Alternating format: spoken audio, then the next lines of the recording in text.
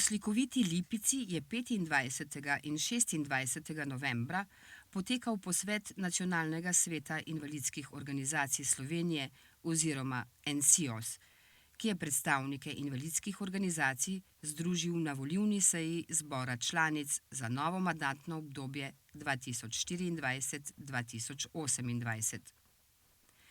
Dogodek, ki ga je odprla predsednica NSIOS, magistrica Mateja Toman, je bil namenjen izobraževanju, izmenjavi dobrih praks in pomembnim strateškim odločitvam. Posvet je že v bistvu tradicija Nacionalnega sveta invalidskih organizacij Slovenije. Vsako leto ga organiziramo z namenom, da se vse članice srečajo na enem mestu, da izpostavimo nekatere aktualne teme in da začrtamo nekako smeri delovanja za naprej. V Nacionalnem svetu invalidskih organizacij Slovenije so včlanjene različne invalidske organizacije, ki zastopajo interese različnih skupin invalidov in seveda naravno je, da so te interesi nekoliko različni, da so vezane na specifike določene invalidnosti oziroma določenega družbenega položaja, s katerim se posamezna invalidska organizacija prvenstveno ukvarja. To marsikdaj pomeni, da imamo v kakšni zadevi različna mnenja, različne poglede, ampak to menim, da je zelo dobrodošlo. Ker samo če združimo različne poglede, če spoznamo na enem mestu različne specifike in razloge za različne interese, samo na ta način lahko potem oblikujemo neke bolj celovite rešitve.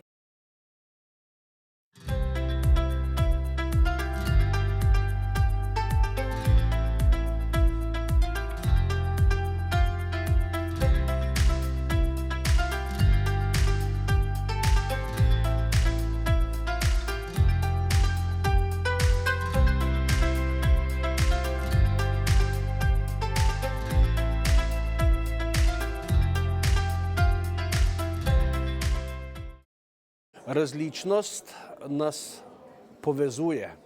Če še kje je to izrednega pomena na področju invalidskega varstva. Tukaj je 25 reprezentativnih in drugih organizacij in vsaka predstavlja različnost svojega članstva. In če mi ne poznamo se sami med sabo in ne vemo za naše potrebe, kako naj pričakujemo, da bo to širša javnost?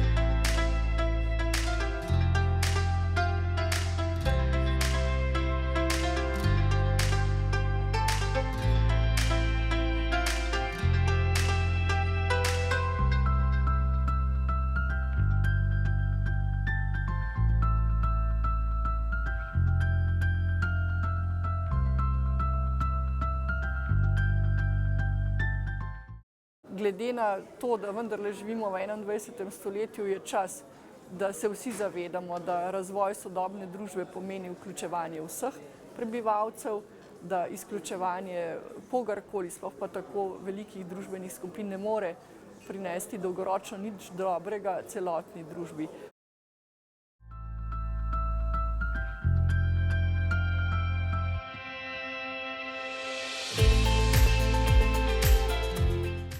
prvi dan posveta so prisotni v pozdravnih nagovorih predstavili aktualne izzive svojih organizacij.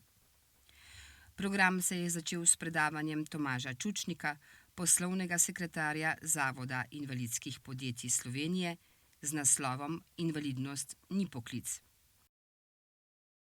Forum za invalide oziroma EDF je v virtualni obliki predstavil raziskavo Zaposlovanje invalidov na ravni EU. Dostopnost je bila zagotovljena s podnapisi. Kasneje je Bojan Erjavšek spregovoril na temo iskanja naslednikov. Posvet se je zaključil z razpravo Primoža Jeraliča, strokovnega sodelavca NSIOS, o izboljšanju dostopnosti datotek za člane organov NSIOS. Jaz sem se odločila, da ne kandidiram, zato ker imam že veliko drugih obveznosti in ker sem očitno po naravi nagnjena k temu, da želim, da so stvari res opravljene dobro, kvalitetno in pravočasno, mi to ob preobilici zadev ne uspeva in potem seveda s tem svojim delom nisem zadovoljna, ker si želim, da bi lahko prispevala več, hitreje. In mislim, da je prav, da to mesto zasede nekdo, ki bo lahko temu posvetil več časa, več energije. Sicer pa sodelovanje z Nacionalnim svetom invalidskih organizacij Slovenije se nadaljuje. Imenovani bojo sicer novi člani organov, ampak verjamem, da bodo sodelovali dobro, tako kot so tudi v tem mandatu. Drugi dan posveta je bil namenjen volitvam v organe NSIOS. Predsednica NSIOS, magistrica Mateja Toman, je predstavila poročilo o delovanju organizacije v letu 2024, medtem ko je direktor FIHA, Borut Sever, predstavil načrte za leto 2025. Po tajnih volitvah so razglasili rezultate. Novi predsednik NSIOS za obdobje 2024-2028 je postal Mithed Huskić. Mithed Huskić je v nagovoru po izvolitvi poudaril pomen sodelovanja in zastopanja interesov invalidov.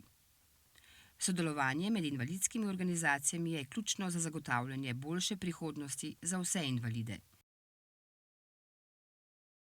Zahvaljujem se za zaupanje in se veselim priložnosti, da skupaj delamo na uresničevanju naših skupnih ciljev. V letošnjem letu smo zelo veliko delali skupaj tudi z državnim svetom. Organizirali smo skupaj tudi z drugimi deležniki 3 posvete o zakonu o dolgotrajni oskrbi, kjer smo jasno in glasno povedali manjkajoče stvari. Potem posvet o mobilnosti, to je naša prihodnost, da se za gibalno ovirane in pa seveda tudi druge senzorno ovirane ustvari neko humano grajeno okolje. NSIOS ostaja osrednja povezovalna točka za invalidske organizacije v Sloveniji, ki si prizadeva izboljšati položaj invalidov v družbi. S tem dogodkom je NSIOS uspešno zaključil leto 2024 in postavil temelje za nadaljne aktivnosti, ki bodo invalidskim organizacijam omogočile le še boljšo povezanost in učinkovitejše delovanje.